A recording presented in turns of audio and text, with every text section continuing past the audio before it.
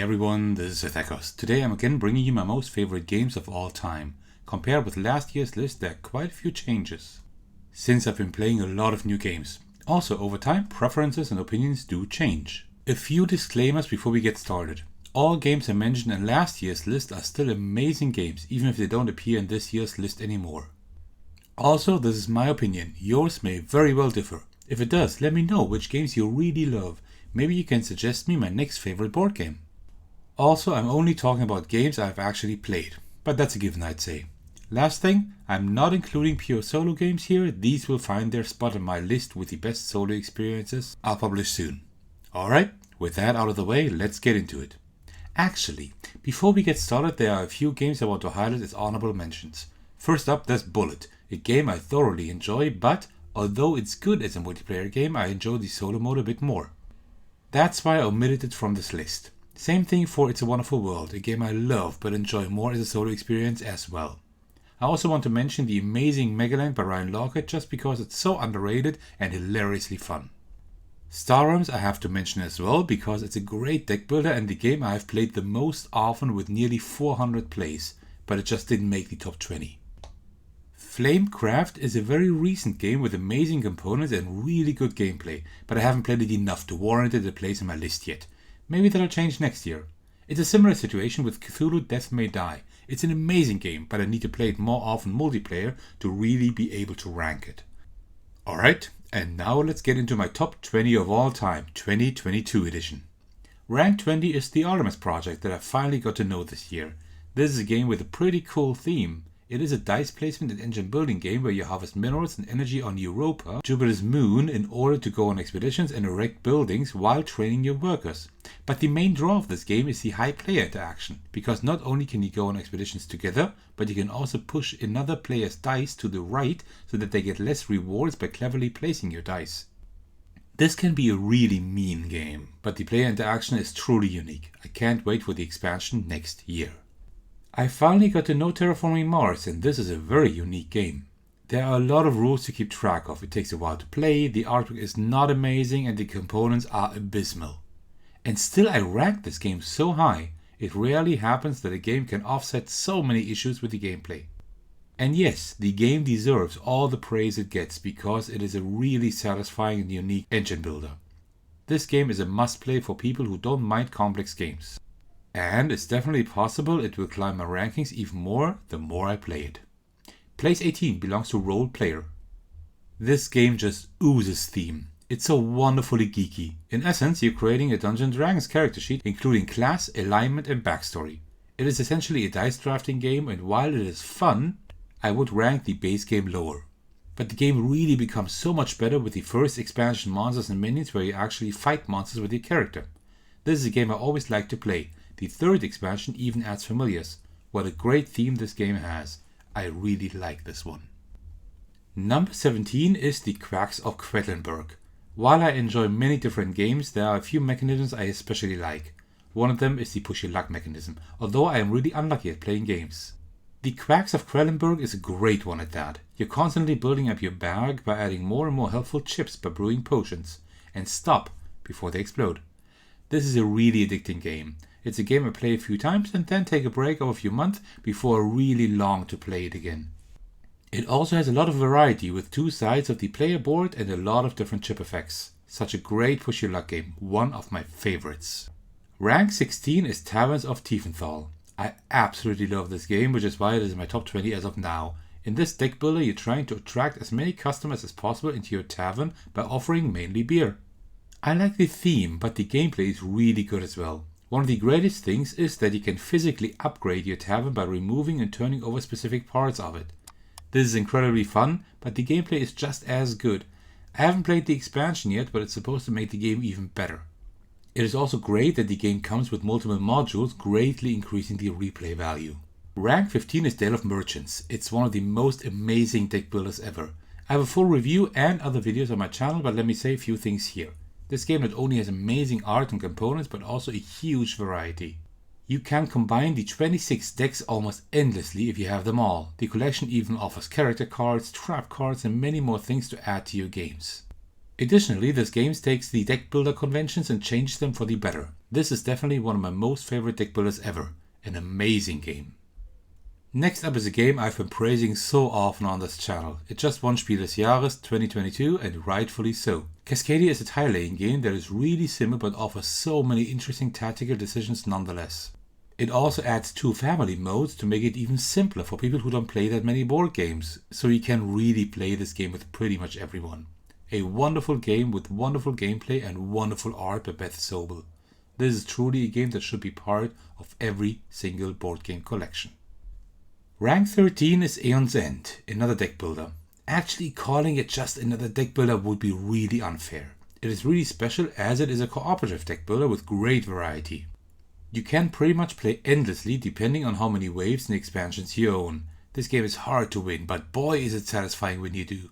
Although there are different heroes and a lot of different artifacts, spells and crystals, they are not necessarily the main draw. The main draw are the opponents. They all work so differently and require varied strategies to be defeated. And yes, they can be really tough to beat. Also, Aeon's End has a really fun solo mode, so you'll also see the game in my top solo list. Next up is the best cooperative game in my opinion. Spirit Island. This game almost made my top 10, but in the end didn't because it doesn't hit the table quite as often as some other games. But this game is amazing. Let's start with the theme. This is a game with area control elements where invaders are disturbing the peace on an island. But the player is not invading the island, you take control of spirits defending it. What an amazing concept. But the gameplay is solid as well, with asymmetrical spirits that all play very differently, interesting abilities, and varied ways players can interact with each other with their different powers. Just in the base game there's so much variety, and then there's a lot of expansions. A must-have for everyone interested in cooperative games at expert difficulty. Rank 11 is Rome by Ryan Laukat. It's no secret that he's my most favorite game designer. 4 of his games are in my top 25 games. Rome is one of the most straightforward Ryan Laukat games I own. It's a puzzle game with a really simple premise. Your characters have specific shapes that allow you to cover squares in specific patterns of the land you're exploring. When one of these cards is covered, the player with the most tokens on it can take that card and turn it over. A new character with a new shape is revealed, and that is how the game continues. Easy to explain, quick to play, and a lot of fun. The game even becomes more interesting when you play with the artifacts that grant you specific powers. This game has been one of my all-time favorite games for a long time. Next up is Parks. I keep mentioning this game because it is just that great. First of all, it is one of the most beautiful games I know. The artwork is great, the components are stellar, and the insert is brilliant. Every single piece had its dedicated place. You hardly see this nowadays, and the game box is just as large as it needs to be. The theme is also amazing. You take the role of 2 wanderers walking on a trek trying to visit as many national parks as possible. This is a bit more complex than a family game, but not by much. It's a game you should be able to play with almost anyone, or at least with most people you know. This definitely is a game everyone should play at least once in their life. Most people I showed this game to purchased it for themselves, even people who hardly own any board games. Yes, this game is just that appealing. Bargain Quest is the next game on my list. This game almost feels like a hidden gem since not very many people seem to know this game. And of the ones who have heard it, not many have played it. This was one of the first games I ever backed on Kickstarter, and I'm really happy I did, since it has been in my top 10 for years now despite the hundreds of new games I have played in the meantime. The game's highlight is its theme. Monsters are threatening the lands and heroes are needed to fight them off. But the players are not the heroes in this scenario, but the merchants who try to sell the heroes the gear necessary to defeat those monsters. Or maybe you can just sell them junk to make a quick buck. The heroes may then not survive, but money is another way to victory. Such a fun game with a unique premise. I love the game so much that I own all expansions and every single promo card. Rank 8 is Mechs vs Minions. This is definitely the biggest game box I own, no contest. One of my most favorite game mechanisms is action programming, where you, program your actions for the turn in advance. There aren't many games that use this mechanism, but Mechs vs Minions excels here. Not only is the game really fun, it actually turns this into a cooperative experience that works incredibly well. As a group, you're trying to somehow control the chaos. This game is extremely hilarious. Also, the game components for this game are stellar, as is the insert. This is such an overlooked game that offers a truly amazing experience. Number 7 is Above and Below. Yes, another game by Ryan Laukat. A little spoiler, it won't be the last one on this list either. Not only is the art of this game wonderful, also the mechanisms are really exciting. Above and below is essentially an engine builder where you try to gain more points than the other players by constructing buildings in your village. But you can also construct buildings in the cave system, but to do so you'll have to explore the caves below the village first. This is where the main aspect of the game comes in, the storytelling. You need to make decisions and pass skill checks to successfully pass events that then may grant you resources and, more importantly, the cave card that you can use to build a building underground. This is such a unique game and one of my absolute favorites. The next game on my list is a very popular one. It's Everdell. First of all, this is one of the most beautiful games ever made, including the components such as the meeples and the amazing Evertree. It has such a beautiful table presence. The game combines the mechanisms, engine building and worker placement extraordinarily great. The game is a bit more complex, but it's not that hard to grasp. Yet the game still allows for different tactics. This is another game you definitely need to experience at least once in your life. Put it on your board gaming bucket list. Rank 5 is one of the greatest solo games ever made. I'm including it in this list as well since it can be played multiplayer. And it's not only a great game but also a very tense and exciting one. I'm referring to Dawn of the Zeds, specifically the 3rd edition. The game is highly thematic and manages it to really immerse you in its theme. Every time I play this game, it doesn't take long until I'm at the edge of my seat trying to keep the zombies away from the city center until the entire event deck has been resolved. And that is very difficult, but also really rewarding when you make it. This game does take a few hours to play and is really complex, especially at the higher levels, but it's totally worth it. Next up is the next game on my list, designed by Ryan Laukat, Sleeping Gods. This is probably one of the most impressive games I have ever played. You take control of a crew stranded in a strange land, embarking on a quest to find your way back home. This story-based campaign takes you all across the Wandering Sea. This is an exceptionally ambitious game, presenting you with a truly open world. This is an incredible experience that is unfortunately slightly bogged down by a lot of small and fiddly mechanisms, including a lot of components and rules. But it's worth learning all of that to experience this game, since this is truly a one-of-a-kind, incredible open-world adventure board game experience. Number 3 is a game I've gotten to know this year, The Castles of Burgundy. Just within the first 5 months of me knowing the game, I played more than 50 games. This is how much I enjoy this amazing game. And this is a bigger compliment than you might think at first. The game has subpar components as well as lackluster artwork, but it made my top 3. That's how good it is. The game is not easy to get into since it has quite a lot of rules. It's one of the most complex games on this list. But after you have gotten to know the rules, it's actually quite intuitive. It doesn't take long until you have understood the premise of the game, since it limits your options with the dice you roll at the beginning of each turn. This is extremely well designed, and I can't wait for the version I backed on GameFound with actually nice components. Rank number 2 is Lands of Gelzer. Oh, how I love this game. This game has totally captivated me. This surely is my most favorite story-based board game of all time. The theme and artwork are simply gorgeous. Also, the components are great. The most stunning thing about this game are the mechanisms.